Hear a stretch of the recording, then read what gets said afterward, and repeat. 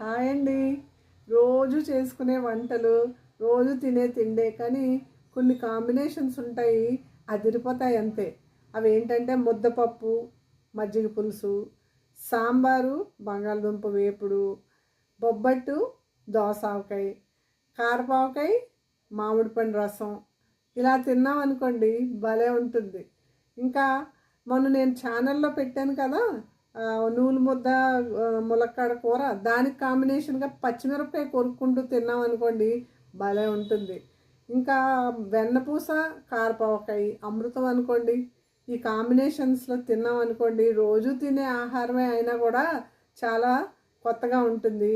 ఎందుకు ఇవన్నీ మనం తినాలి అంటే మన పెద్దవాళ్ళు చెప్పిన కాంబినేషన్స్ ఇవి. ఎందుకంటే ఒక పదార్థాన్ని ఇంకో పదార్థం బ్యాలెన్స్ చేయడానికి ఈ కాంబినేషన్స్ చెప్పారు మన పెద్దవాళ్ళు. మనం కూడా అలాగే తిందాం. వేరుశనగ